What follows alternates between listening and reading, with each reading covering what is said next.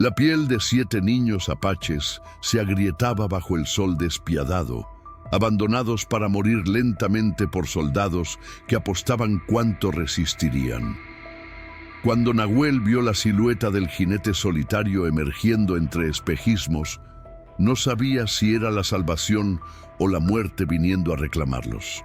Antes de continuar, no olvides suscribirte al canal, darle like al video y comentar desde qué parte del mundo nos estás viendo. Vamos allá. El sol se alzaba sobre el desierto de Sonora como una sentencia implacable. El cielo, de un azul hiriente, no prometía ni una sola nube que ofreciera un respiro de clemencia. La tierra, agrietada por la sequedad, parecía exhalar el aliento de la muerte con cada brisa caliente que levantaba pequeños remolinos de polvo rojizo.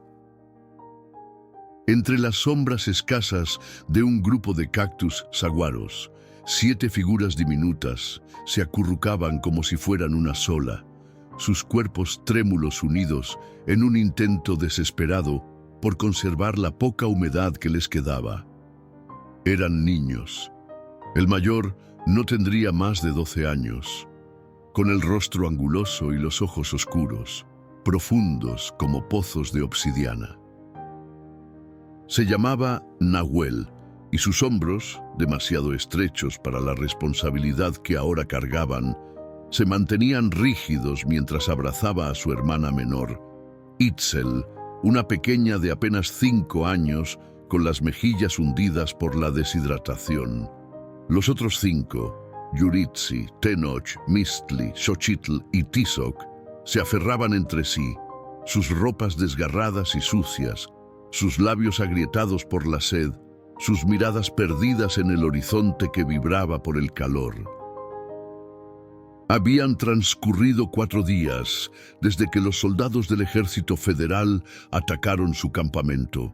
4 días desde que vieron a sus padres ser capturados o caer bajo las balas. 4 días desde que, en lugar de matarlos, los soldados decidieron un castigo más cruel: abandonarlos en medio del desierto, a kilómetros de cualquier asentamiento, con apenas una cantimplora de agua entre todos.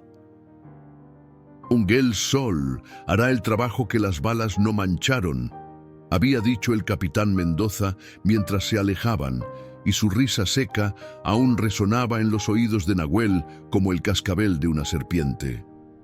«Tengo sed», murmuró Itzel, su voz apenas un susurro rasposo que se perdía en el silencio abrasador del mediodía. Nahuel acarició su cabello negro, enmarañado y lleno de tierra. La cantimplora, escondida bajo un trozo de manta, estaba casi vacía. Apenas quedaban unas gotas que había estado racionando con desesperada meticulosidad. «Pronto, hermanita, cuando el sol baje un poco», respondió con una calma que no sentía, mientras sus ojos recorrían el horizonte buscando alguna señal de vida, alguna promesa de salvación que sabía improbable. Yuritsi, la segunda mayor del grupo con 11 años, se acercó gateando. Su rostro, normalmente animado por una sonrisa traviesa, estaba ahora marcado por líneas de preocupación que ningún niño debería conocer. «¿Crees que alguien nos encontrará?», preguntó en voz baja para que los más pequeños no la escucharan. Nahuel no respondió de inmediato. No quería mentir, pero tampoco podía permitirse la sinceridad que rompería el frágil hilo de esperanza al que todos se aferraban. «Las estrellas nos guiarán», dijo al fin, repitiendo las palabras que su abuelo solía decirle cuando salían a cazar juntos. «Ellas siempre saben dónde estamos». Yuritsi asintió, como si aquella respuesta fuera suficiente, y volvió junto a Tenoch, que temblaba a pesar del calor. Mistli, de 8 años, tallaba figuras en la arena con un palo, creando un pequeño mundo de fantasía donde el agua fluía abundante y las frutas colgaban de árboles generosos.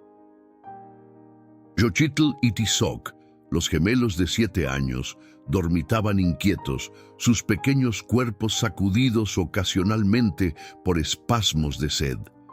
El día se arrastraba con una lentitud tortuosa. El sol comenzó su descenso hacia el oeste, pero su calor no cedía. Los niños habían aprendido a moverse lo mínimo indispensable, a respirar superficialmente para no desperdiciar la humedad de sus cuerpos, a turnarse la sombra escasa que los protegía. Habían comido raíces y tunas que Nahuel recolectaba al amanecer y al anochecer, cuando el sol era menos implacable, pero sin agua. El hambre era un tormento secundario que poco a poco cedía ante la debilidad. Fue Mistli quien lo vio primero, una figura distante que parecía emerger del mismo espejismo que hacía ondular el horizonte. Al principio creyó que era producto de su imaginación desesperada, pero cuando la silueta comenzó a tomar forma, un jinete montado sobre un caballo oscuro, su corazón dio un vuelco. ¡Nahuel!, exclamó con la poca fuerza que le quedaba. ¡Alguien viene! Nahuel se incorporó de inmediato, su cuerpo adolorido protestando ante el movimiento brusco. Entrecerró los ojos para protegerlos del sol y observó la figura que se aproximaba. El miedo y la esperanza luchaban en su interior con la misma intensidad. Sería otro soldado. Vendría a terminar lo que sus compañeros habían comenzado. ¿O era la salvación que habían estado esperando? «Escóndanse», ordenó a los demás, empujando suavemente a Itzel hacia un hueco entre las rocas. «No salgan hasta que yo les diga». Los niños obedecieron sin protestar, demasiado débiles y asustados para cuestionar. Nahuel se quedó de pie, solo, su pequeña figura recortada contra el imponente paisaje desértico. Si aquel jinete venía con intenciones hostiles, al menos los demás tendrían una oportunidad de huir. No era mucho, pero era todo lo que podía ofrecerles. El jinete se acercaba a paso constante y a medida que la distancia se reducía, Nahuel pudo distinguir sus rasgos. Era un hombre alto de piel curtida por el sol, con un sombrero de ala ancha que sombreaba un rostro marcado por cicatrices antiguas. Vestía como un vaquero, con chaqueta de cuero desgastado y pantalones de mezclilla polvorientos. Lo que más llamó la atención del niño, sin embargo, fue la mirada del hombre. Ojos color ámbar, intensos pero no amenazantes, que parecían contener historias tan duras como el mismo desierto que los rodeaba. El jinete detuvo su caballo a unos metros de Nahuel. Durante un largo momento, ninguno habló. El viento levantó un remolino de polvo entre ellos, como una cortina translúcida que separaba dos mundos a punto de colisionar. «¿Estás solo, pequeño?», preguntó finalmente el jinete en español, con una voz grave que parecía arrastrar la aspereza del desierto en cada sílaba. Nahuel apretó los puños a los costados, resistiendo el impulso de retroceder. Entendía el español, como muchos de los niños de su pueblo que habían sido obligados a aprenderlo en las escasas y tensas interacciones con los colonos y soldados, pero decidió no responder. Las palabras eran trampas que los blancos tendían con frecuencia. El hombre desmontó con un movimiento fluido. De cerca, Nahuel pudo ver que no era completamente blanco como había supuesto al principio. Sus rasgos revelaban sangre mestiza, pómulos altos, nariz aguileña, piel morena que no era solo resultado del sol. Sus ojos, ahora visibles bajo el ala del sombrero, mostraban una mezcla de cansancio y algo que el niño no esperaba encontrar: comprensión. «Me llamo Joaquín Redondo», continuó el hombre, sin acercarse más, como si intuyera que cualquier movimiento brusco podría espantar al pequeño. «No voy a hacerte daño». Bajó la mano hasta su cantimplora, un recipiente de cuero curtido que colgaba de su cinturón. Con movimientos deliberadamente lentos, la desató y la ofreció hacia adelante. «Agua», dijo simplemente. «Toma». El sonido del líquido moviéndose dentro del recipiente fue como una melodía para los oídos de Nahuel. Su garganta se contrajo, recordándole cuán desesperadamente la necesitaba, pero la desconfianza lo mantuvo inmóvil. «No está envenenada, si es eso lo que temes», añadió Joaquín con una sonrisa cansada. Destapó la cantimplora y bebió un sorbo para demostrarlo. Luego volvió a ofrecérsela. «He estado donde tú estás, pequeño. Sé lo que es tener miedo». Algo en esas palabras, en la forma en que fueron pronunciadas, alcanzó a Nahuel más allá de su cautela. Dio un paso adelante, luego otro, hasta que sus dedos temblorosos tocaron el cuero de la cantimplora. La tomó con ambas manos, como si fuera un tesoro inimaginable, y bebió. El agua, tibia pero limpia, fue el mayor placer que había conocido. Cuando finalmente bajó la cantimplora, Nahuel miró directamente a los ojos de Joaquín. «No estoy solo», dijo en un español preciso, pero marcado por su acento. «Somos 7». Joaquín asintió, sin mostrar sorpresa. Sus ojos recorrieron los alrededores hasta detenerse en el escondite donde los otros niños se ocultaban. «Pueden salir», llamó con voz serena. «Tengo comida y más agua en mis alforjas». Lentamente, como si fueran pequeños animales desconfiados, los niños comenzaron a emerger de su refugio. Itzel fue la primera, corriendo directamente hacia su hermano para aferrarse a su pierna. Los demás siguieron, agrupándose detrás de Nahuel como una frágil barrera humana. Joaquín no se movió. Dejó que los niños se acercaran a su propio ritmo mientras desataba las alforjas de su caballo, un semental negro llamado Sombra que permanecía inmóvil, como si entendiera la delicadeza de la situación. De las bolsas extrajo tortillas secas, carne ahumada y otra cantimplora más grande. «Coman despacio», advirtió mientras colocaba la comida sobre un trozo de tela limpia en el suelo. Sus estómagos no están acostumbrados después de tanto tiempo. Los niños miraron a Nahuel, esperando su aprobación. Él asintió casi imperceptiblemente y se acercaron a la comida, manteniendo siempre un ojo vigilante sobre el extraño. Mientras comían, Joaquín se sentó en una roca cercana, dándoles espacio. Su mirada recorría el horizonte con frecuencia, atento a cualquier señal de peligro. «¿Soldados?», preguntó simplemente. Nahuel, que repartía pequeños trozos de carne entre los más pequeños, asintió. «Capitán Mendoza y sus hombres», respondió con amargura. «Atacaron nuestro campamento hace 4 días. A los adultos», su voz se quebró ligeramente, «a los adultos se los llevaron o los mataron. A nosotros nos dejaron aquí para morir». Joaquín cerró los ojos un momento, como si aquellas palabras le causaran un dolor físico. Cuando los abrió, una sombra había oscurecido su mirada. «Conozco a Mendoza», dijo con voz tensa. «Servimos juntos hace años, antes de que yo abandonara el ejército. Esta revelación hizo que los niños se tensaran». Nahuel se puso de pie, interponiéndose instintivamente entre el hombre y los pequeños. «¿Eres soldado?», preguntó, la desconfianza volviendo a su voz. Joaquín negó lentamente con la cabeza. «Lo fui. Ya no». «Dejé el uniforme cuando entendí lo que realmente significaba», respondió, sus palabras cargadas de un peso que iba más allá de lo que decía. «Mi madre era yaqui.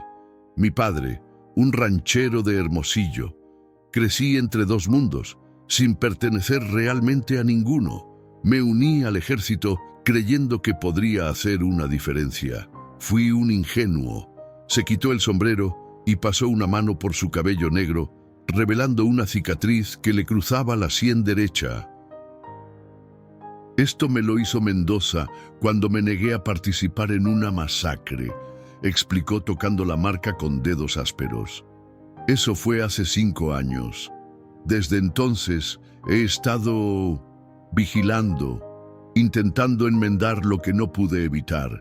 Yuritsi, que había estado observando atentamente al hombre, habló por primera vez. ¿Por qué nos ayudas?, preguntó con la directa simplicidad de los niños. Joaquín volvió a colocarse el sombrero, ajustándolo con un movimiento que parecía más un ritual que una necesidad. Porque cuando tenía la edad de tu hermano, dijo, señalando a Nahuel, también fui abandonado en el desierto para morir. Y alguien me encontró. El silencio que siguió a estas palabras estaba cargado de significado. Los niños se miraron entre sí, procesando lo que acababan de escuchar. La barrera invisible que los separaba del extraño comenzó a disolverse, no completamente, pero lo suficiente para que la esperanza encontrara un pequeño espacio donde crecer. Tizoc, uno de los gemelos, se atrevió a acercarse a Joaquín, extendiendo una tortilla hacia él en un gesto que trascendía las palabras.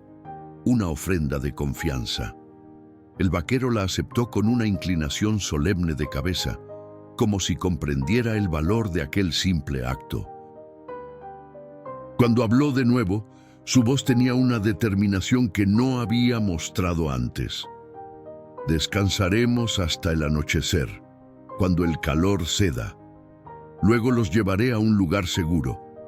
Nahuel, aún cauteloso pero ya no temeroso, preguntó, ¿a dónde? Joaquín miró hacia el norte, hacia las montañas que se dibujaban como sombras distantes en el horizonte, a donde su gente pueda encontrarlos. A casa.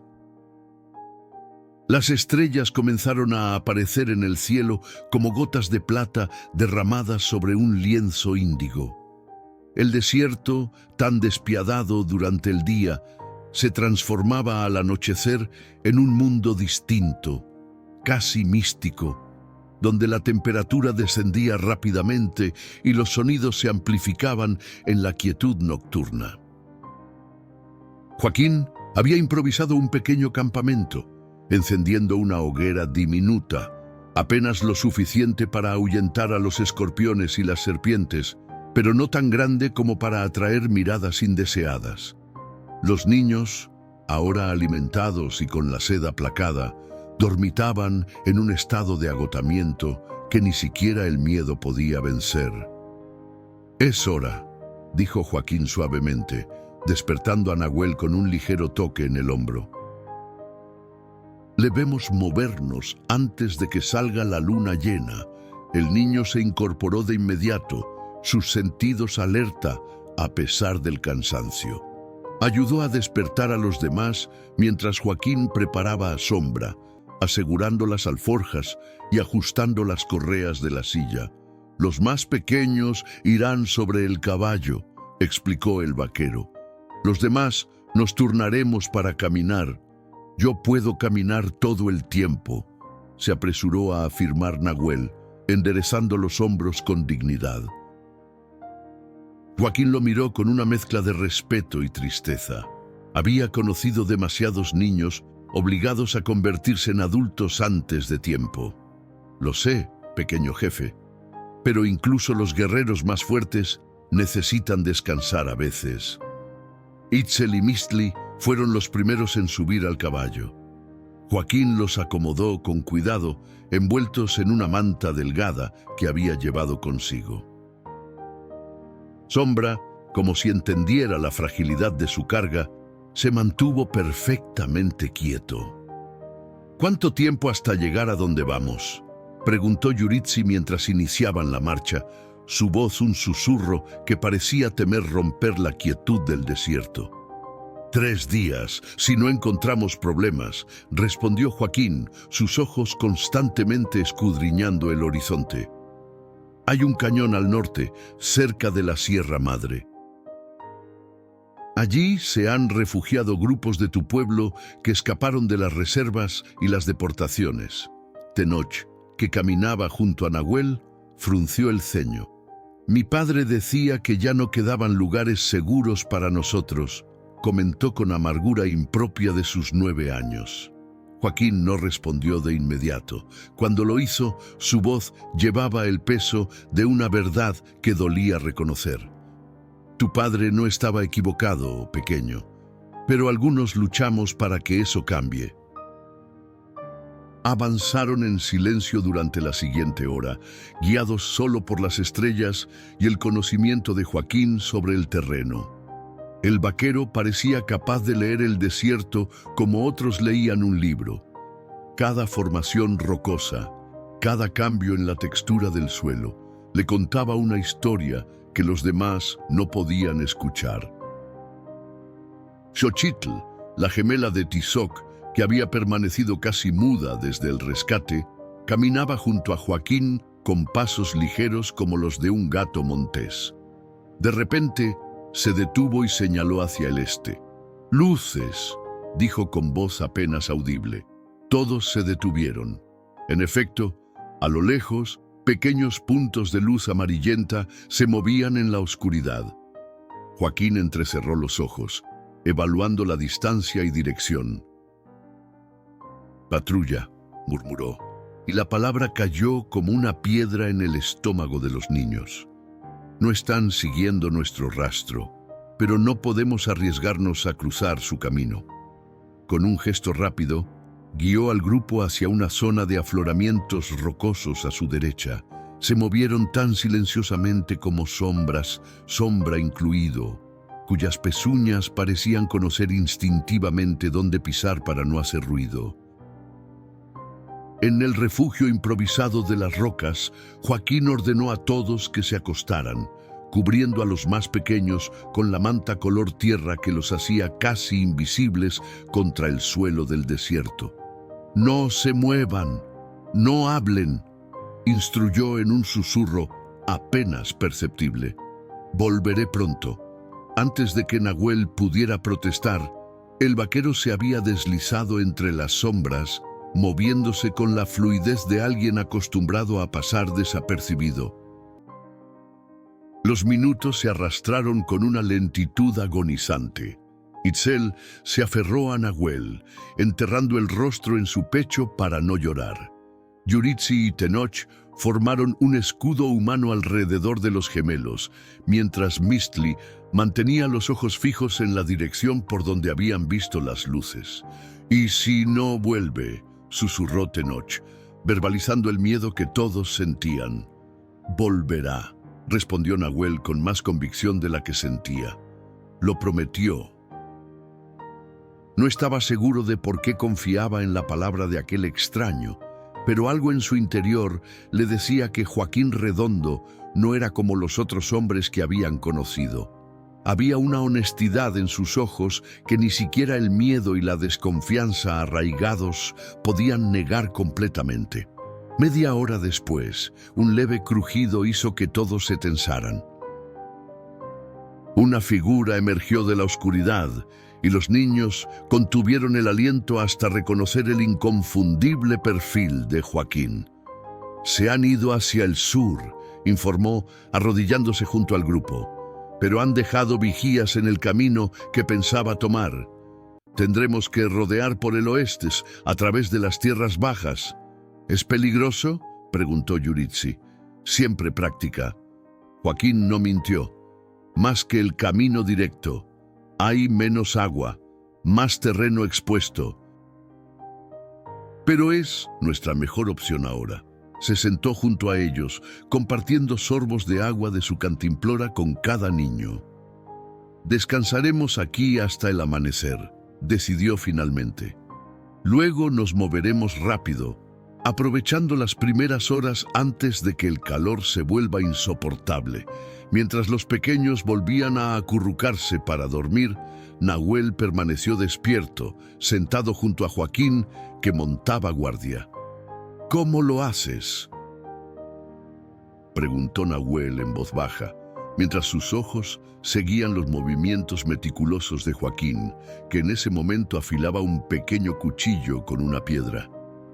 «¿Hacer qué?», respondió el vaquero sin desviar la mirada de su tarea.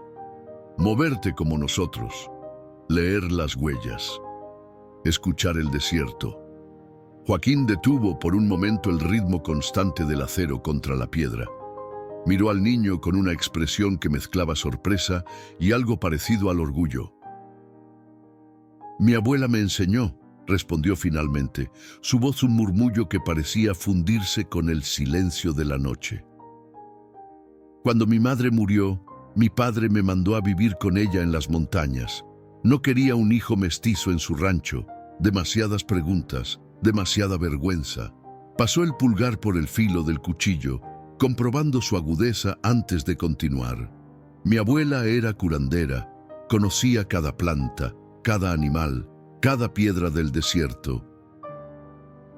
Me enseñó que esta tierra no es nuestra enemiga, sino nuestra maestra. Si sabes escucharla, te dirá dónde encontrar agua, qué camino tomar, cuándo esconderte». Nahuel asintió, absorto en las palabras del hombre.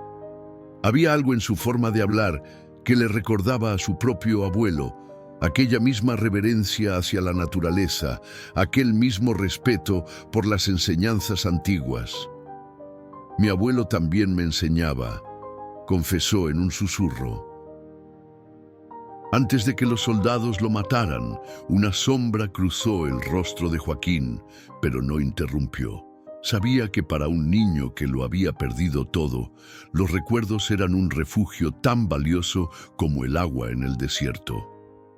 «Me enseñaba a encontrar el norte usando las estrellas», continuó Nahuel, señalando hacia el cielo nocturno, «a reconocer las huellas de los animales, a escuchar el viento cuando trae mensajes». Se detuvo, como si temiera haber dicho demasiado, haber confiado demasiado, pero Joaquín simplemente asintió con comprensión. «Tu abuelo era un hombre sabio. Esos conocimientos mantendrán vivo a tu pueblo cuando todo lo demás haya sido arrebatado». Un silencio respetuoso cayó entre ellos, solo interrumpido por el suave ronquido de Itzel, que dormía acurrucada junto a Mistli y Xochitl.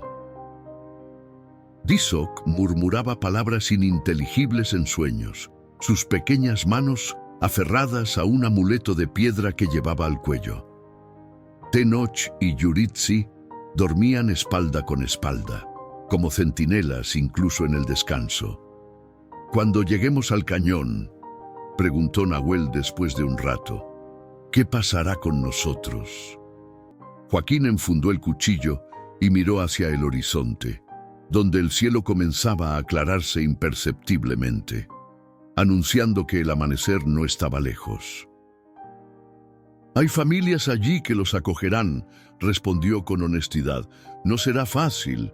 La vida en el cañón es dura y los militares nunca dejan de buscar, pero estarán con su gente, podrán mantener vivas sus tradiciones, su lengua». Se volvió hacia Nahuel, sus ojos ámbar reflejando la determinación que lo había mantenido en movimiento todos estos años. «Y tal vez, algún día, cuando las cosas cambien, puedan volver a las tierras que son suyas por derecho». Nahuel quería creerle, quería aferrarse a esa promesa como se había aferrando a la mano de Itzel durante aquellos terribles días en el desierto. Pero la duda persistía, una compañera constante desde que vio a su madre ser arrastrada por soldados que reían mientras ella gritaba. «¿Y si las cosas nunca cambian?», preguntó con voz queda. Joaquín posó una mano callosa sobre el hombro del niño, un gesto de camaradería que trascendía las palabras.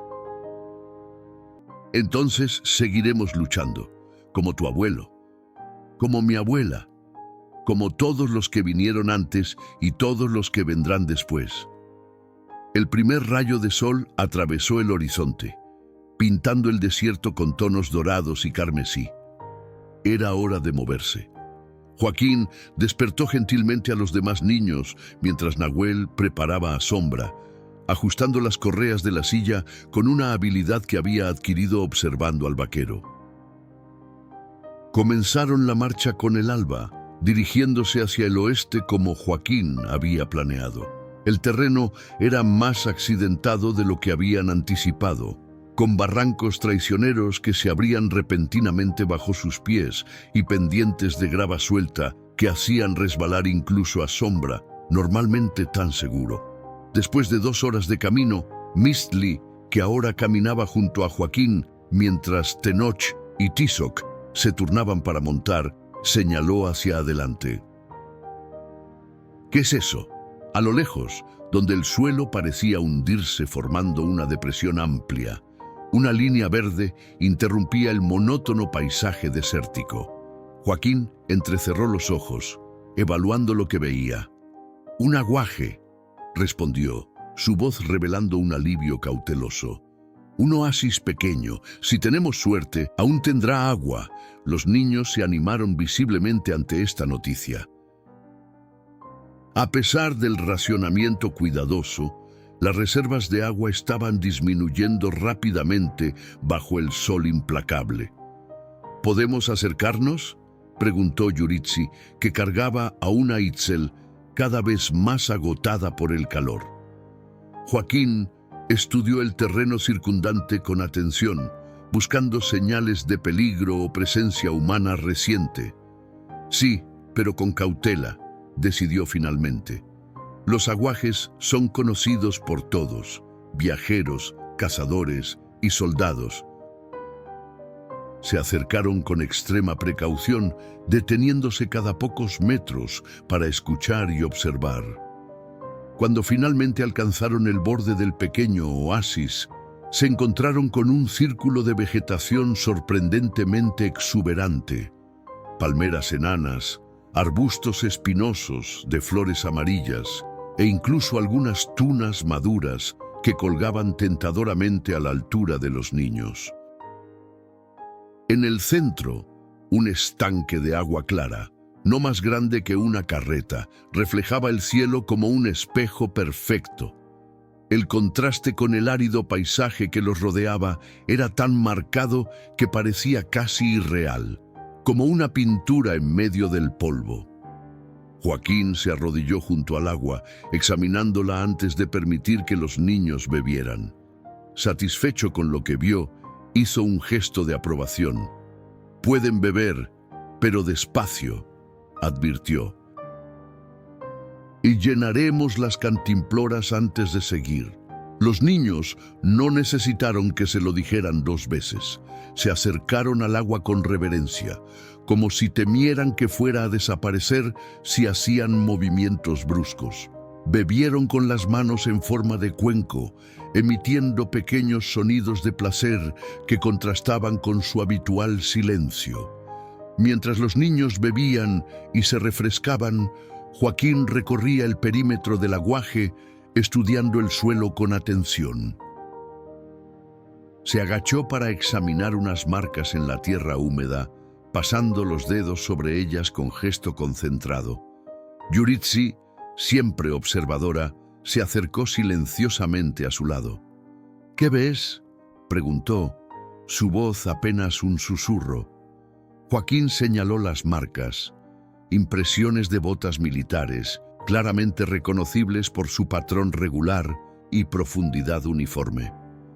«Soldados», respondió en voz baja para no alarmar a los más pequeños. «Estuvieron aquí hace 2 días, tal vez 3. La niña se tensó visiblemente. ¿Nos están buscando?» «Es posible, o quizás solo patrullaban la zona». Joaquín se incorporó, sacudiéndose el polvo de las manos. «De cualquier manera, no podemos quedarnos mucho tiempo». Yuritsi asintió con una madurez impropia de sus 11 años. Joaquín había notado que, de todos los niños, ella era la más pragmática, la que rápidamente comprendía las implicaciones de cada situación y actuaba en consecuencia. Recordaba a su propia hermana, perdida años atrás durante una redada en su pueblo. «Les diré a los demás que se preparen», dijo la niña, volviéndose hacia el grupo.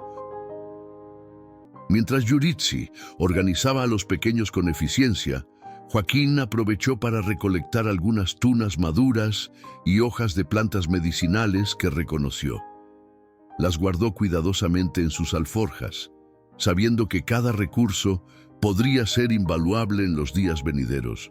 Xochitl, que hasta entonces apenas había hablado, se le acercó con pasos cautelosos. En sus manos sostenía algo que había encontrado cerca del agua, una pequeña figurilla de barro cocido, erosionada por el tiempo, pero aún reconocible como una mujer con un niño en brazos. ¿Puedo llevarla?, preguntó con voz tan suave que Joaquín tuvo que inclinarse para escucharla. El vaquero estudió el objeto. No era una baratija reciente, probablemente tenía años, quizás generaciones, en ese lugar. Un recordatorio de que estos parajes, aparentemente desolados, habían sido hogar de personas mucho antes que cualquiera de ellos. «Puedes», respondió con una sonrisa amable. «Parece que estaba esperándote».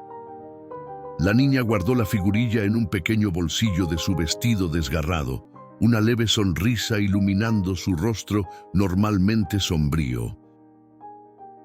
Joaquín hizo una nota mental. Xochitl necesitaba algo a lo que aferrarse, un símbolo de esperanza en medio de tanto caos. Tenoch, entre tanto, se había trepado a una de las palmeras enanas con la agilidad de un lagarto, escudriñando el horizonte desde su posición elevada. «¡Polvo!», gritó repentinamente señalando hacia el sur. «¡Hay polvo moviéndose! ¡Todos se congelaron!». Joaquín subió rápidamente junto al niño, entornando los ojos para ver mejor.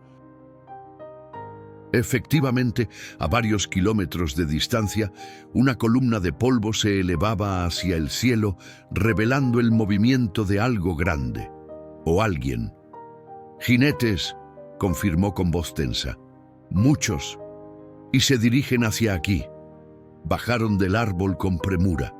Los rostros de los niños, momentos antes animados por el hallazgo del aguaje, ahora mostraban nuevamente el miedo que se había convertido en su compañero constante. «¿Son ellos?», preguntó Nahuel, refiriéndose a los soldados que los habían abandonado. «No puedo estar seguro», respondió Joaquín mientras recogía rápidamente sus pertenencias. «Pero no podemos arriesgarnos a averiguarlo. En menos de 5 minutos, el grupo estaba listo para partir».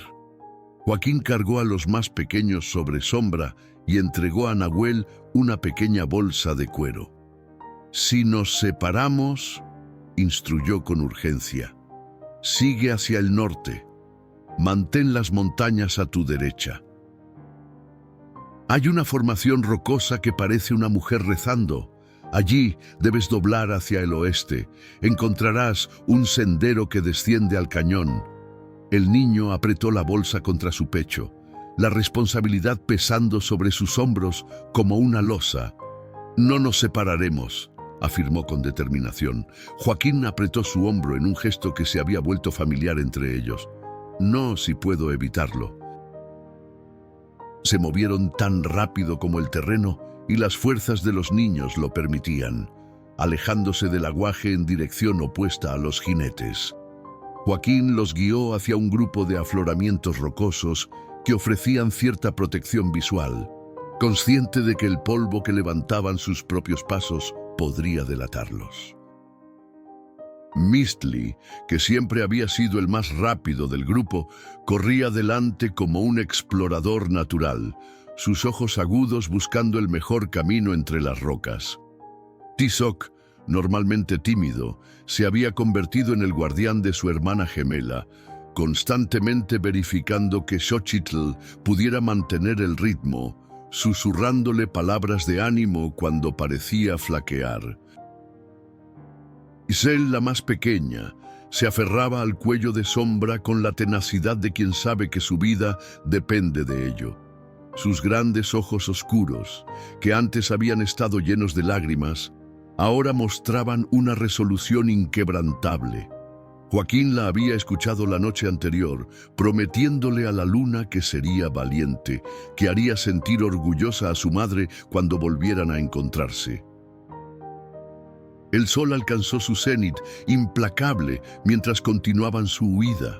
El sudor empapaba sus ropas y el calor reverberaba en olas visibles sobre las rocas, pero no se detuvieron. No podían permitírselo. Fue Mistli quien dio la voz de alarma, corriendo de regreso hacia el grupo con el terror dibujado en su rostro. «¡Vienen hacia acá!», jadeó. «¡Cambiaron de dirección! ¡Nos están siguiendo!». El mundo pareció detenerse por un instante. Joaquín escrutó el horizonte, calculando distancias y posibilidades con la rapidez que solo otorga una vida de supervivencia. Los jinetes estarían sobre ellos en menos de una hora si mantenían el ritmo actual. «¿Cómo pudieron encontrarnos?», preguntó Nahuel, la frustración entrelazándose con el miedo en su voz. Joaquín señaló hacia el cielo, donde un par de aves carroñeras trazaban círculos perezosos. «Los zopilotes. Nos han estado siguiendo desde que salimos del aguaje. Para ojos experimentados, son tan buenos como una señal de humo». Yuritsi apretó los puños. «¿Qué hacemos ahora?». El vaquero miró alrededor, evaluando el terreno con ojos expertos. A unos cientos de metros hacia el oeste, el suelo descendía abruptamente formando una cañada estrecha. Más allá, distinguió lo que parecía ser un lecho seco de río, bordeado por paredes erosionadas que formaban pequeñas cuevas y salientes. «Tendremos que separarnos», declaró finalmente, su voz firme pero cargada de preocupación. «Yo los distraeré, llevaré a Sombra en dirección contraria. Ustedes se esconderán en esa cañada». «¡No!», protestó Nahuel inmediatamente. «Dijiste que no nos separaríamos». «Dije que no si podía evitarlo», corrigió Joaquín con suavidad. «Ahora no puedo». Los niños se miraron entre sí, el pánico creciendo en sus ojos. La idea de quedarse solos nuevamente, después de haber encontrado seguridad junto a Joaquín, era aterradora. «Volveré por ustedes», prometió el vaquero, arrodillándose para estar a la altura de los más pequeños. «Antes del amanecer, pero tienen que confiar en mí y hacer exactamente lo que les diga». Bajó a Itzel y Tizoc de la montura y entregó a Nahuel su cantimplora y una pequeña bolsa con provisiones. Luego sacó de su alforja algo que había mantenido oculto, una pistola vieja pero bien cuidada. «Esto es solo para emergencias», explicó mientras la colocaba en manos de Nahuel. «Un solo tiro. Si están en verdadero peligro, dispara al aire. Vendré de inmediato». El niño sostuvo el arma con una mezcla de temor y respeto. Nunca había empuñado una, pero había visto demasiadas veces lo que podían hacer. «Preferiría ir contigo», dijo con voz queda. Joaquín sonrió con tristeza. «Lo sé, pero necesito que cuides a los demás. Eres el jefe ahora, hasta que regrese».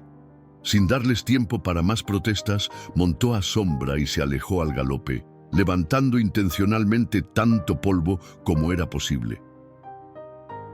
Su figura pronto se convirtió en una mancha borrosa que se dirigía hacia el este, en dirección opuesta a la cañada. Nahuel observó al vaquero alejarse, el corazón latiéndole con fuerza en el pecho. Luego, guardando cuidadosamente la pistola en su cinturón, se volvió hacia los demás. «Vamos», ordenó tratando de imitar la autoridad de Joaquín. «Tenemos que llegar a esas rocas antes que ellos». Se movieron lo más rápido que pudieron, con Tenoch y Yuritsi cargando a los más pequeños a ratos.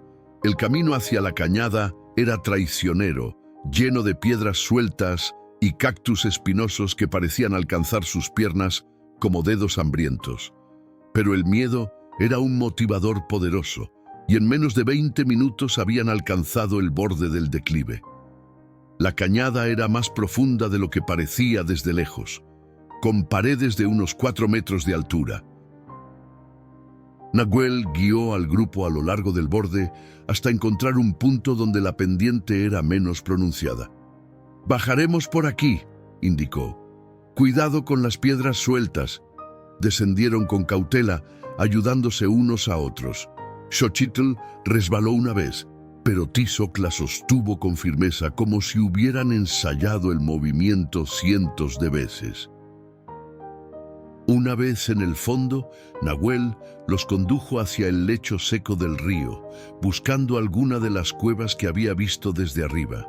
Encontraron una adecuada tras unos minutos de búsqueda, una hendidura en la roca lo suficientemente grande para albergarlos a todos, pero no tan profunda como para convertirse en una trampa sin salida. El interior estaba fresco, un respiro bienvenido después del calor implacable del mediodía.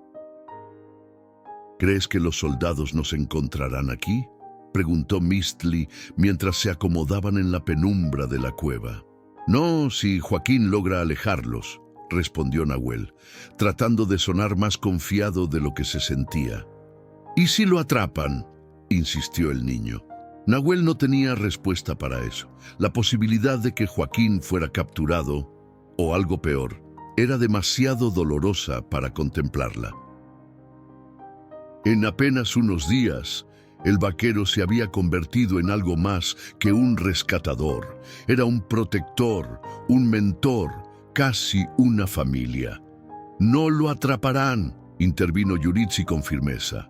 «Es demasiado astuto. Conoce el desierto mejor que ellos».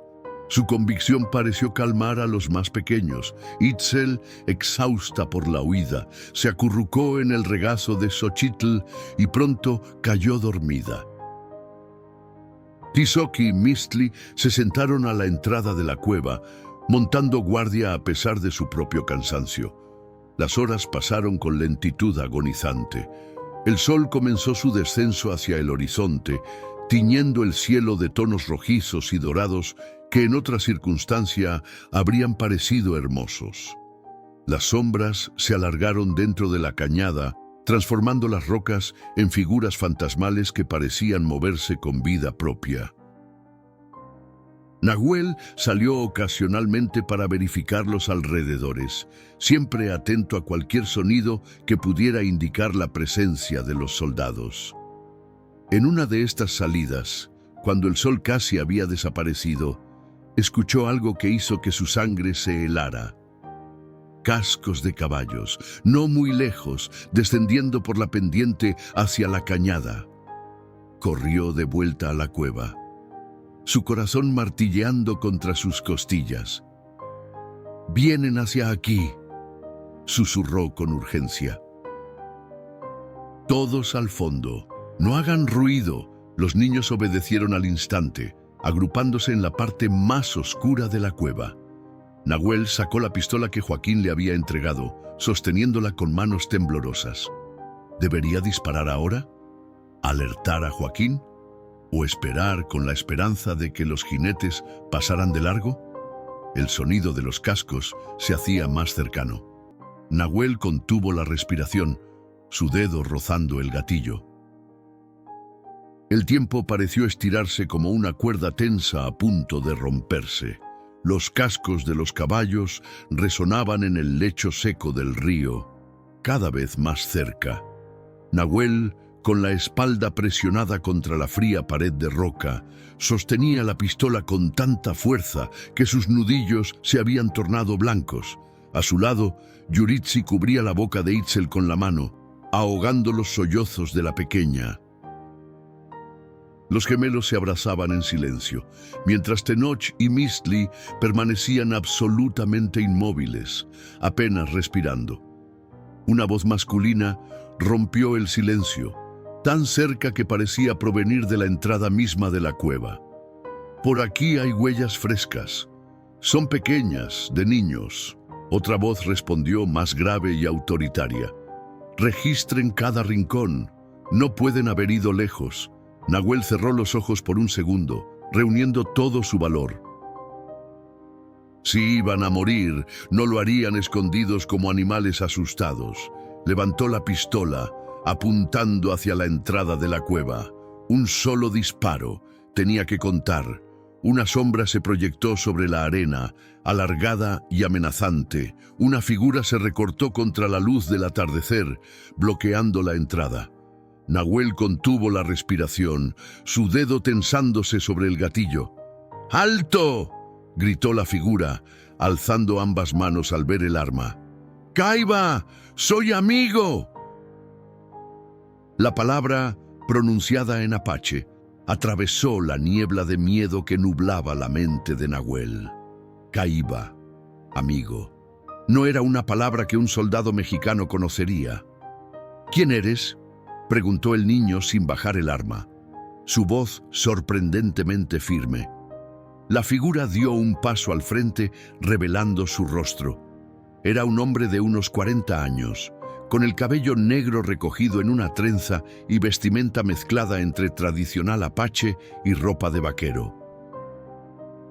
A diferencia de los soldados, no llevaba uniforme ni insignias, solo un rifle cruzado a la espalda y un cuchillo en el cinturón. «Me llamo Nakai», respondió el hombre. «Soy scout del grupo de Usen Valle.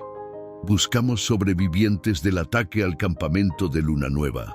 Los niños se miraron entre sí, confundidos. Luna Nueva era el nombre de su campamento. Pero, ¿cómo podían confiar en este extraño? ¿Acaso no habían aprendido ya la lección sobre la traición de los adultos? «Joaquín nos envió», añadió Nakai, pronunciando el nombre como si fuera una contraseña. Al oír esto, Nahuel bajó ligeramente el arma, pero la desconfianza persistía en sus ojos. «¿Dónde está él? ¿Qué le hicieron?» Nakai se movió a un lado, permitiendo que otra figura se acercara a la entrada. Para sorpresa y alivio de los niños, era Joaquín, aunque su aspecto había cambiado. Tenía un corte sobre la ceja izquierda y su camisa estaba manchada de sangre seca, pero estaba vivo y en pie. «Les dije que eran listos», comentó el vaquero con una sonrisa cansada. «Especialmente este pequeño jefe». Nahuel dejó caer la pistola y corrió hacia Joaquín, abrazándolo con una fuerza que sorprendió a ambos. Los demás niños siguieron su ejemplo, rodeando al vaquero en un tumulto de pequeños brazos y exclamaciones ahogadas. «Pensamos que te habían atrapado», dijo Yuritsi, sus ojos normalmente estoicos, ahora brillantes por las lágrimas contenidas. «Casi lo hacen», admitió Joaquín, pasando una mano por su cabello revuelto. «Los soldados me persiguieron hasta un cañón al este. Sombra y yo tuvimos que saltar un barranco para perderlos». Señaló a los hombres que esperaban afuera, un grupo de al menos 10 guerreros apaches montados, todos armados y claramente preparados para el combate. Tuve la suerte de encontrarme con la partida de Nakai. Son exploradores de un grupo más grande que se dirige al norte, hacia el cañón del que les hablé. Nakai se acercó, su expresión seria pero amable, al examinar a los niños. «Son hijos de nuestros hermanos», dijo en español para que Joaquín entendiera. «Los hemos estado buscando desde que supimos del ataque. Hubo más sobrevivientes, mujeres y ancianos que lograron escapar durante la confusión. Están con nuestro grupo principal, a mediodía de camino». La noticia cayó como agua fresca sobre los niños. ¿Más sobrevivientes? Quizás alguno de sus familiares estaba entre ellos. La esperanza, ese sentimiento que habían mantenido a duras penas durante los últimos días, florecía ahora con renovada fuerza. «¿Mi madre?», preguntó Itzel con voz temblorosa. «¿Está mi madre con ellos?». Nakai no respondió directamente, su rostro revelando la dura verdad. No podía prometer lo que no sabía. «Ven con nosotros y lo descubriremos juntos, pequeña». dijo finalmente, extendiendo una mano callosa hacia la niña. Salieron de la cueva hacia el crepúsculo que teñía el desierto de púrpura y naranja. Los guerreros saludaron a los niños con solemne respeto, reconociendo en ellos no solo a víctimas que rescatar, sino a sobrevivientes, a la semilla del futuro de su pueblo. Joaquín ayudó a los pequeños a montar, colocando a cada uno con un guerrero diferente. Solo Nahuel insistió en ir con él, en sombra, que parecía tan cansado como su jinete, pero mantenía la cabeza alta, como si entendiera la importancia de su tarea. Mientras cabalgaban bajo las primeras estrellas, alejándose de la cañada que había sido su refugio, Nahuel se inclinó hacia adelante para hablar al oído de Joaquín. «Nunca disparé», confesó. Estaba a punto de hacerlo cuando apareció Nakai. Joaquín asintió, apretando ligeramente el hombro del niño. «Tomaste la decisión correcta al esperar. A veces, el arma más poderosa es la paciencia». Nahuel reflexionó sobre estas palabras, sintiendo que contenían una sabiduría que apenas comenzaba a comprender. «¿Qué pasará ahora?», preguntó después de un rato. Joaquín miró hacia el horizonte, donde las montañas se alzaban como guardianes oscuros contra el cielo estrellado. «Ahora vamos a casa», respondió simplemente. «¿Tienes casa?», inquirió Nahuel con curiosidad.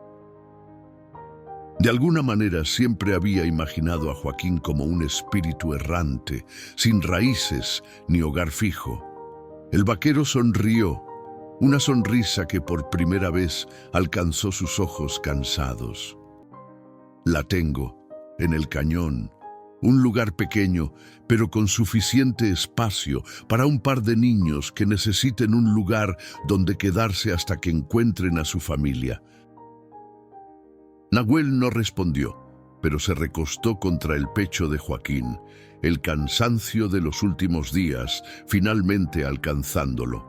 Por primera vez desde el ataque, se permitió cerrar los ojos sin miedo, mecido por el ritmo constante del caballo y el latido del corazón del hombre, que lo había salvado no solo de la muerte en el desierto, sino también de la desesperanza.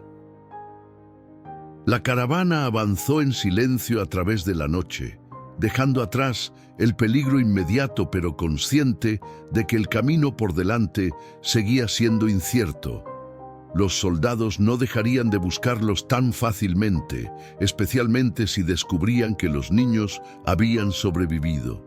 El desierto, aunque ahora parecía más amigo que enemigo bajo la guía de los guerreros, seguía siendo implacable. Y el futuro, ese horizonte distante que apenas podían vislumbrar, estaba lleno de preguntas sin respuesta. El amanecer los encontró atravesando un paisaje que gradualmente cambiaba, volviéndose más accidentado y generoso. Los cactus saguaro cedían paso a pequeños arbustos de mezquite y ocotillo, cuyos brazos espinosos se alzaban como candelabros verdes hacia el cielo rosado. El aire, aunque aún cálido, llevaba consigo un aroma diferente, menos árido, con notas de tierra húmeda y vegetación que anunciaban la proximidad de agua. Los niños, revitalizados por el descanso y la seguridad que les proporcionaba el grupo de guerreros, observaban con renovado interés su entorno. Mitli había iniciado un juego silencioso de identificar huellas de animales junto a Nakai, quien sonreía aprobadoramente cada vez que el pequeño reconocía correctamente el rastro de un conejo o una lagartija. Yuritsi y Xochitl compartían montadura con una guerrera llamada Liluye, cuyas manos gentiles trenzaban el cabello de las niñas mientras avanzaban, contándoles en voz baja historias de sus antepasados. Tizoc y Tenoch habían adoptado una actitud vigilante, imitando la postura y gestos de los guerreros adultos que los acompañaban, como si intentaran absorber por ósmosis su fuerza y conocimiento. «¿Cómo es el cañón?», preguntó Nahuel a Joaquín mientras bordeaban una colina rocosa. El vaquero ajustó las riendas de sombra antes de responder, sus ojos recorriendo el horizonte como siempre lo hacían, un hábito de supervivencia imposible de abandonar. Es un lugar que parece haber sido creado específicamente para proteger a nuestra gente, dijo finalmente. Paredes de roca roja, tan altas que el sol apenas toca el fondo durante unas horas al día. Un río pequeño pero constante que nace de manantiales subterráneos. Cuevas que se adentran en la montaña, algunas tan profundas que nadie ha explorado su final. Y entradas tan estrechas y bien ocultas que un ejército entero podría pasar a metros sin notar su existencia. Nahuel escuchaba, visualizando este refugio que sonaba casi mítico, un lugar donde quizás su pueblo podría vivir sin el constante temor a los ataques y las deportaciones. ¿Cuántos viven allí? Alrededor de 200, la última vez que conté, respondió Joaquín. Familias enteras, ancianos que preservan las historias y tradiciones. Niños que nacen libres, sin conocer las reservas. Se detuvo, como si evaluara cuánto más debía decir. No es fácil. La comida es escasa a veces, especialmente en invierno, y siempre está el riesgo de que algún día los soldados descubran el lugar. Pero es lo más cercano a un hogar verdadero que muchos han conocido en años. Nahuel asintió, comprendiendo. Su propia familia había vivido en constante movimiento, siempre un paso por delante de las tropas federales, buscando lugares donde establecerse temporalmente antes de verse forzados a huir nuevamente. La idea de un refugio permanente, incluso con sus dificultades, era tan atractiva como agua en el desierto. Mediodía se acercaba cuando Nakai, que cabalgaba a la vanguardia, levantó una mano para detener la caravana. Señaló hacia un conjunto de rocas aparentemente aleatorias en la base de una montaña escarpada. «Estamos cerca», anunció. «Esas piedras son marcadores. El campamento está a menos de 1 hora de camino, siguiendo el paso oculto». Los guerreros intercambiaron miradas de alivio. Pronto estarían entre los suyos, a salvo por el momento de la amenaza que los perseguía. Nakai desmontó y se acercó a las rocas, examinándolas con atención. Frunció el ceño. «Algo no está bien», murmuró. «La piedra central ha sido movida. Es una señal de advertencia». La tensión regresó instantáneamente al grupo. Joaquín apretó instintivamente a Nahuel contra su pecho, mientras sus ojos escudriñaban los alrededores en busca de peligro. «¿Soldados?», preguntó en voz baja. Nakai negó con la cabeza. «No creo. Si hubiera sido un ataque, no habría señal, solo destrucción. Esto es diferente». «Alguien quiere que nos acerquemos con cautela». Después de una breve discusión, decidieron que Nakai y 2 guerreros más avanzarían como exploradores, mientras el resto del grupo permanecería oculto entre unas formaciones rocosas cercanas, preparados para huir o luchar según fuera necesario. La espera fue tensa. Los niños, que habían saboreado brevemente la sensación de seguridad, volvían a sentir el nudo familiar del miedo en sus estómagos. Itzel se aferraba a Xochitl, que a su vez sostenía su figurilla de barro como un talismán protector. Tizoc y Tenoch se habían colocado instintivamente frente a las niñas, mientras Mistli y Yuritsi vigilaban en direcciones opuestas. Joaquín permanecía junto a Nahuel, una mano sobre el hombro del niño y la otra cerca de su pistola. No hablaba, pero su presencia era un ancla en medio de la incertidumbre. Finalmente, después de lo que pareció una eternidad, uno de los exploradores regresó. Su expresión era grave, pero no alarmada. «El campamento se ha movido», informó. recibieron noticias de una gran patrulla militar que se dirigía hacia aquí desde el sur. Partieron hace 2 días hacia el refugio secundario, más adentrado en las montañas. ¿Dejaron algún mensaje para nosotros?, preguntó uno de los guerreros. El explorador asintió. Nakai lo está descifrando ahora. Es un mapa tallado en corteza de árbol, oculto en el lugar habitual. También dejaron provisiones enterradas cerca del manantial. La noticia del desplazamiento del campamento cayó como una piedra en el corazón de los niños. Justo cuando creían estar a un paso de la seguridad, de posibles reencuentros con sus familiares, el destino volvía a alejarlos de su meta.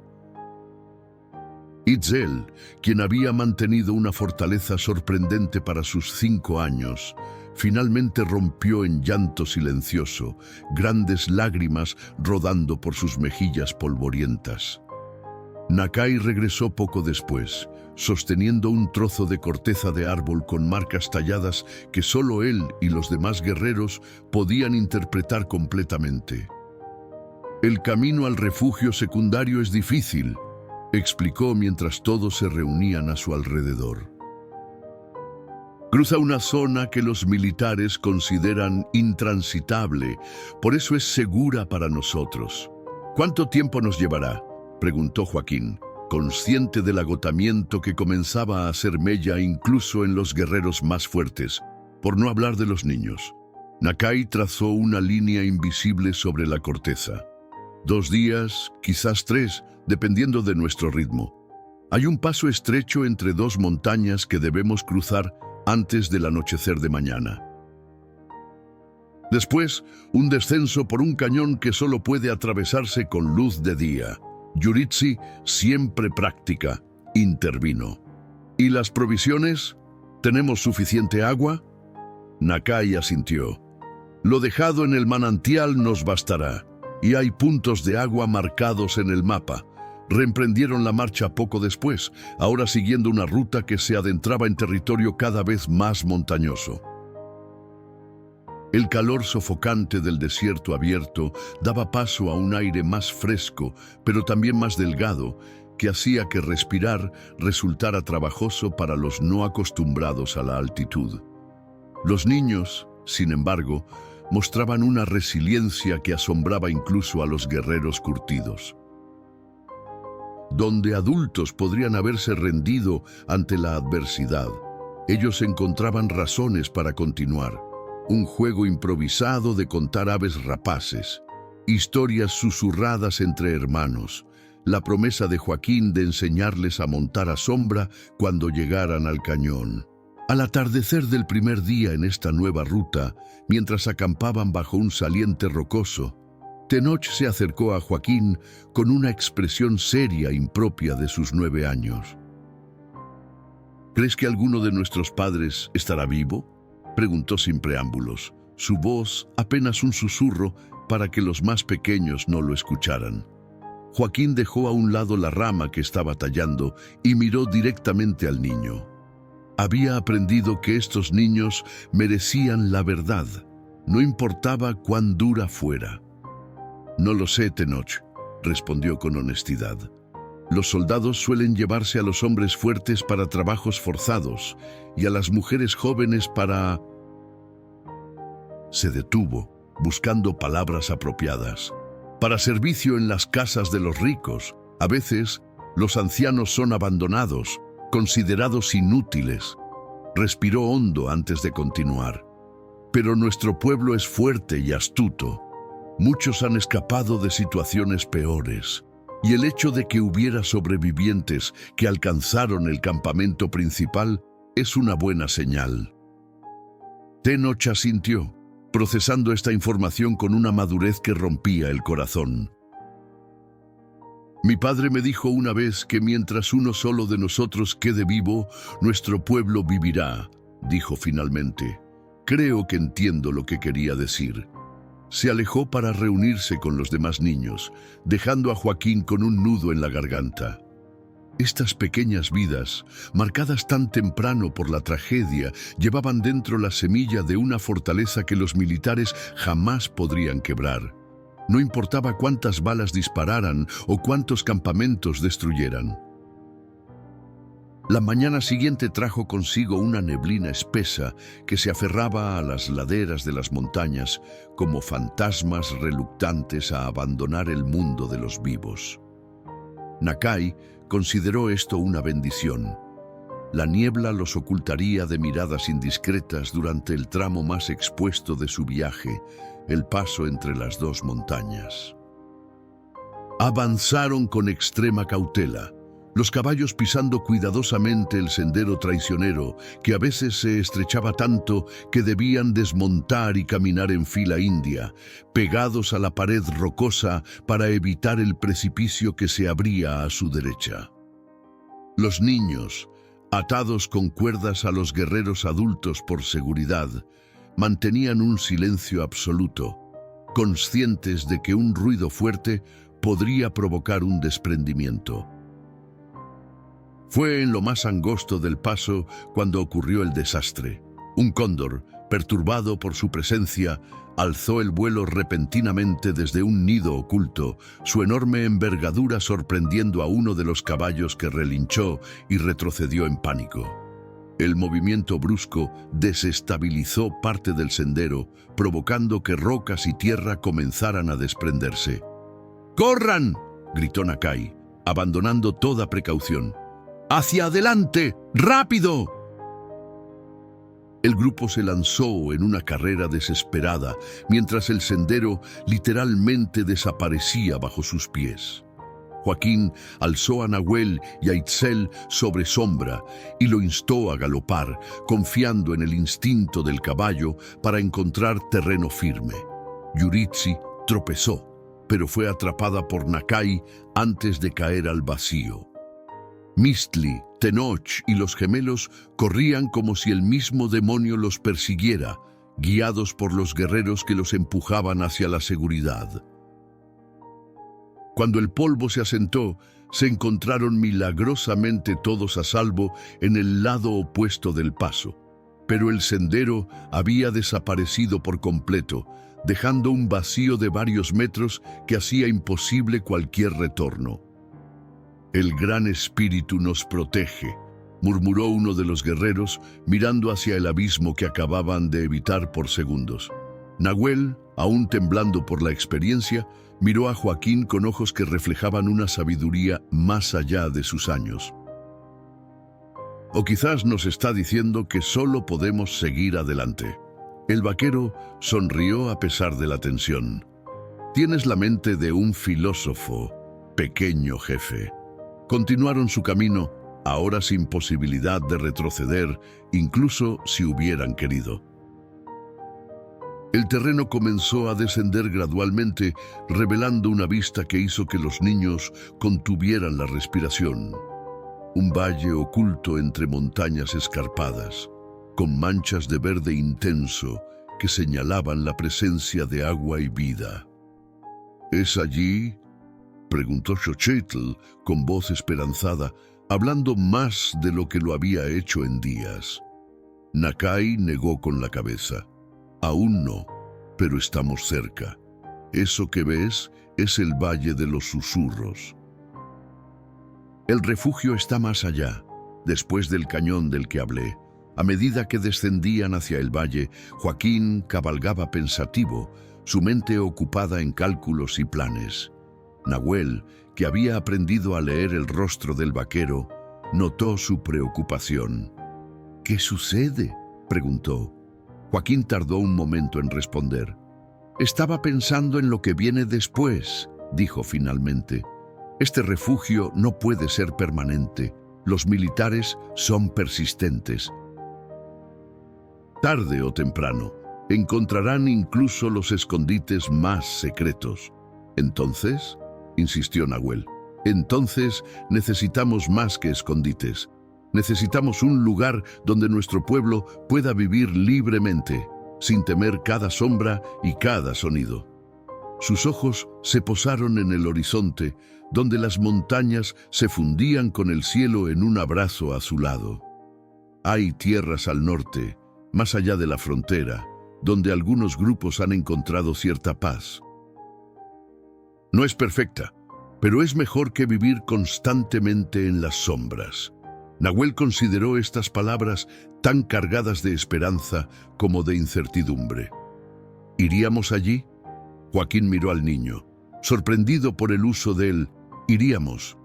Esa simple palabra que implicaba un futuro compartido que no había osado imaginar completamente hasta ese momento. «Si es lo mejor para ustedes, sí», respondió con suavidad. «Mi hogar está donde pueda proteger lo que me importa». El sol comenzaba a descender cuando alcanzaron el fondo del Valle de los Susurros.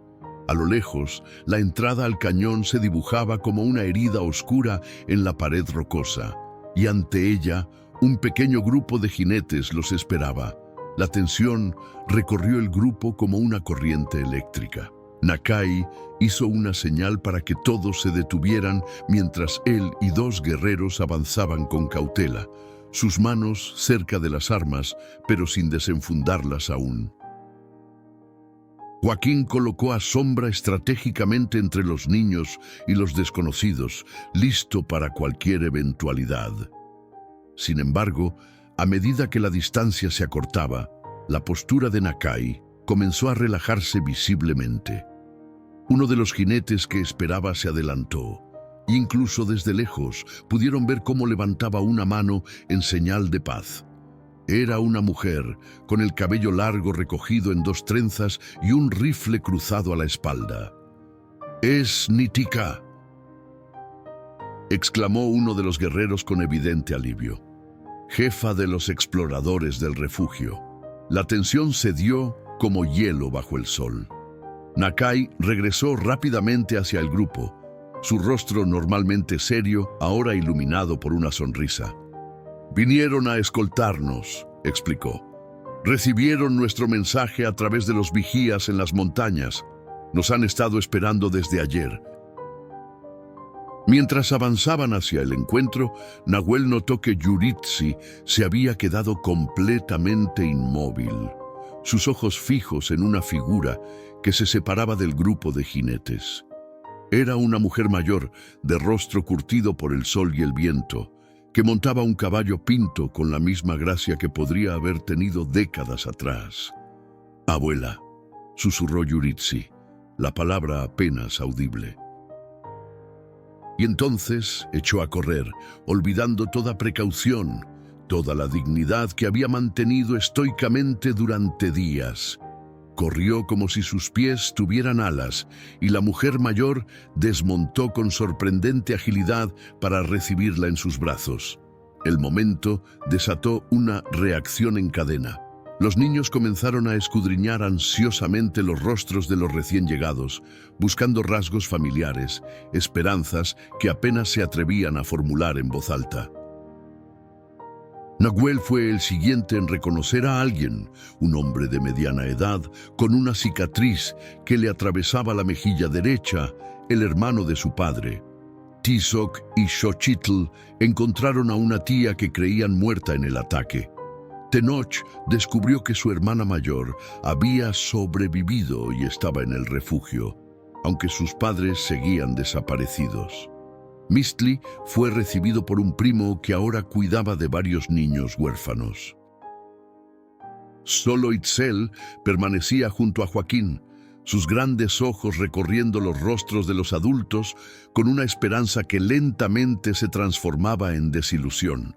Ninguna de las personas presentes era su madre. Nitika, la jefa de los exploradores, se acercó a Joaquín. Era una mujer de unos 40 años, con ojos agudos que parecían capaces de ver a través de las montañas. «Redondo», saludó con un asentimiento respetuoso. «Te debemos más de lo que podemos pagar». El vaquero negó con la cabeza. «No hice más que lo que cualquiera habría hecho». Nitika sonrió levemente. «Ambos sabemos que eso no es cierto. Arriesgaste tu vida por estos niños cuando la mayoría de los hombres habría pasado de largo, temiendo involucrarse. Su mirada se posó en Itzel, que seguía aferrada a la pierna de Joaquín. La pequeña águila de fuego, dijo con suavidad, usando el nombre tradicional de la niña. Tu madre te espera en el refugio. Estaba demasiado débil para viajar hasta aquí, pero vive. Los ojos de Itzel se iluminaron como estrellas en la noche más oscura. Miró a Joaquín, como buscando confirmación de que esto no era un sueño o una mentira piadosa. ¿Mi mamá está viva?, preguntó con voz temblorosa. Nitika se arrodilló frente a la pequeña. Vive y te ha esperado cada día. Fue ella quien nos contó dónde habían abandonado a los niños, ella quien insistió en que enviáramos exploradores a buscarlos, incluso cuando otros creían que era imposible que hubieran sobrevivido. Itzel se lanzó a los brazos de la mujer, rompiendo en un llanto que ahora era de alegría y no de miedo. Joaquín sintió una mezcla contradictoria de emociones. Felicidad por la niña, pero también una punzada inesperada de pérdida. En los pocos días que habían pasado juntos, estos niños se habían convertido en algo más que simples responsabilidades. Mientras el grupo se reorganizaba para continuar el viaje hacia el cañón, Nahuel se acercó a Joaquín. El niño parecía diferente, como si hubiera crecido años, en lugar de días, desde que se encontraron en el desierto.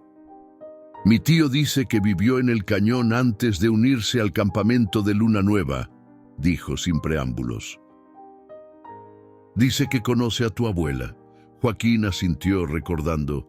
Kaliska sigue viva, sigue siendo la curandera principal. Nahuel jugueteó con la correa de la cantimplora que Joaquín le había dado, aparentemente inseguro de cómo continuar. Tío dice que puedo quedarme con él y mi prima, dijo finalmente. Tienen una cueva pequeña, pero suficiente para 3. Eso es bueno, respondió Joaquín, ignorando el peso que sentía en el pecho. Estarás con familia. Nahuel alzó la mirada, sus ojos oscuros tan serios como siempre. Pero me preguntaba si podría visitarte a veces, para aprender más sobre caballos y sobre cómo manejar una pistola y todas esas cosas que un guerrero debe saber. Joaquín sonrió, el peso en su pecho disipándose. Mi puerta siempre estará abierta para ti, pequeño jefe, para todos ustedes. El viaje a través del cañón fue menos peligroso con la guía de Nitika y sus exploradores. Al anochecer del día siguiente, emergieron a un valle oculto, protegido por acantilados tan altos que parecían tocar el cielo. Allí, integradas casi perfectamente con la roca rojiza, se alzaban las viviendas del refugio, cuevas naturales ampliadas, pequeñas estructuras de adobe, tiendas de pieles. Humo de fogatas se elevaba en el aire quieto y el sonido de tambores lejanos daba la bienvenida a los viajeros. Niños, mujeres y ancianos salieron a recibirlos. Entre la multitud, una mujer pálida y delgada, pero con ojos que ardían con determinación, extendió los brazos hacia Itzel. La pequeña corrió hacia ella con un grito de alegría que resonó en todo el valle. Un sonido tan puro que pareció sanar algo en todos los que lo escucharon. Esa noche, mientras las estrellas aparecían una a una en el cielo oscuro, Joaquín se sentó junto al fuego central, observando a los niños que había rescatado ahora rodeados por lo que quedaba de sus familias y su comunidad. Yuchitsi ayudaba a su abuela a preparar medicinas. Los gemelos escuchaban con atención las historias de los ancianos. Tenoch hablaba animadamente con su hermana recién encontrada. Midli jugaba con otros niños como si nunca hubiera existido el terror que habían vivido. Nahuel se acercó silenciosamente y se sentó junto a él, ofreciéndole un trozo de pan recién horneado. Nitika dice que mañana habrá una ceremonia, comentó el niño, para honrar a los que se fueron y celebrar a los que sobrevivieron, y para agradecerte. Joaquín aceptó el pan con un asentimiento. No necesito ceremonias. Lo sé, respondió Nahuel con una sabiduría impropia de su edad, pero nosotros sí, para recordar que incluso en los tiempos más oscuros hay personas dispuestas a arriesgar todo por lo que es correcto. Se quedaron en silencio, contemplando las llamas. No muy lejos, Itzel dormía pacíficamente en el regazo de su madre, su pequeño rostro por fin libre de las líneas de preocupación que lo habían marcado durante días. ¿Te quedarás?, preguntó finalmente Nahuel. Aquí con nosotros. Joaquín miró hacia las montañas, hacia el vasto desierto que se extendía más allá, hacia las fronteras invisibles pero muy reales que definían sus vidas. Por un tiempo, respondió con honestidad, hay más niños allá afuera, más familias separadas, más personas que necesitan encontrar el camino a casa. Nahuel asintió, comprendiendo. Pero siempre volverás. No era una pregunta. Siempre volveré, confirmó Joaquín. Un año después, en una noche similar, Joaquín regresaba al cañón tras una larga ausencia. Esta vez no venía solo. Tras él, cabalgaban 3 familias rescatadas de una deportación forzosa, incluyendo a varios niños que recordaban a los 7 que había salvado aquel día fatídico en el desierto. Fue recibido en la entrada por un grupo de jóvenes exploradores, liderados por un muchacho de 13 años, cuya postura erguida y mirada penetrante hablaban de una madurez ganada a costa de experiencias difíciles. «Bienvenido a casa», dijo Nahuel, ahora varios centímetros más alto y con una voz que comenzaba a cambiar. «Te esperábamos». Y mientras el sol se ponía en el horizonte, tiñendo el cielo de tonos rojizos y dorados, Joaquín Redondo supo que había encontrado finalmente lo que había buscado durante años. No solo un refugio, no solo un propósito, sino una familia. Una extraña y hermosa familia forjada en el fuego del sufrimiento y la esperanza, tan resistente como el propio desierto, tan preciosa como el agua que daba vida a sus habitantes. Los 7 niños que una vez fueron abandonados para morir se habían convertido en semillas de un futuro que, aunque incierto, al menos era suyo para moldearlo. Y en ese pequeño rincón del mundo, bajo un cielo estrellado que había presenciado siglos de lucha, resistencia y supervivencia, la esperanza prevalecía un día más.